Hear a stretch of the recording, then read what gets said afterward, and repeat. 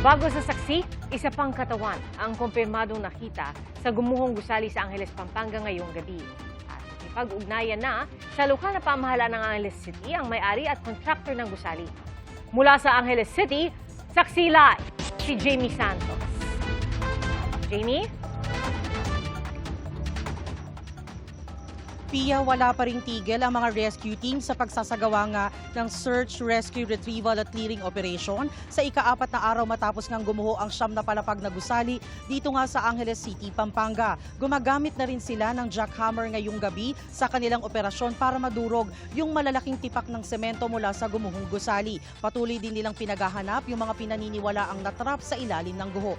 Pia, katatanggap lang natin ang impormasyon mula sa Unified Command. Alas 9 ngayong gabi nang may nakita ang mga responders sa loob ng gusali na katawan at nagpapatuloy ang isinasagawa nilang retrieval operation. Malalaking tipak ng semento, patong-patong na bakal at samut-saring debris. Ilan lamang ito sa mga nagpapahirap sa mga rescue team sa isinasagawa nilang operasyon sa collapse site. Ang ilan sa mga debris, kailangan pang mano-manong tanggalin at gamitan ng special tools bago tuluyang maalis ng mga heavy equipment ang mga bahagi ng gumuhong gusali. Mas naging maselan pa ang operasyon dahil hindi pa rin matatag ang ilang bahagi ng istruktura. Kaya dahan-dahan ang ginagawang paghuhukay ng mga rescuer upang maiwasan ang panibagong pagguho.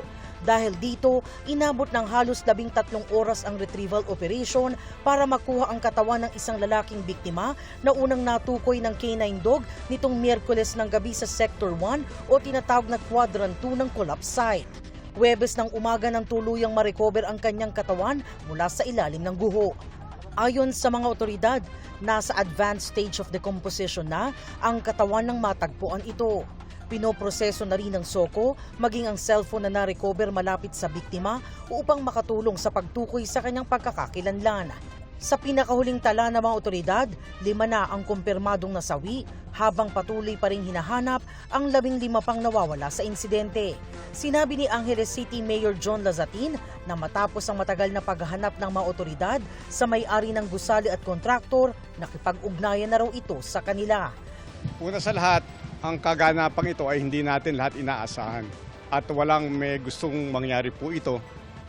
Ngayon po, matagal na natin pong hinahanap ang may-ari ng building at ang kontraktor. Sa ngayon, nakipag-ugnayan na po sila sa atin at nagpahayag po sila ng suporta para kung ano man kakailanganin natin mga dokumento, permits, reports, o ano man mga kaugnayan dito po sa trahedyang nangyari, makikipagtulungan po sila sa atin. Tiniyak din ni Lazatin ang transparency at accountability sa investigasyon at sinabi niyang magkakaroon ng formal press conference sa mga susunod na araw kasama ang may-ari at kontraktor ng gusali. Para po ilatag ko po sa inyo ang mga may-ari at mismo ang kontraktor na naging bahagi po ng trahedyang ito, no? At ina-assure ko po ang publiko na magkakaroon ng katarungan at malalaman din po natin ang katotohanan sa trahedyang ito. Sinabi ni Lazatin na kakauwi lamang na may-ari mula Japan kaya natagalan makipag-ugnayan sa lokal na pamahalaan at kasama rin umano nito ang kontraktor ng makipag-ugnayan sa kanilang kampo. Ayon pa sa alkalde, may panibagong natuklasan ng mga K9 na posibleng biktima malapit sa Sector 1. Kaya pansamantalang itinigil muli ang clearing operations upang ipagpatuloy ang search and rescue.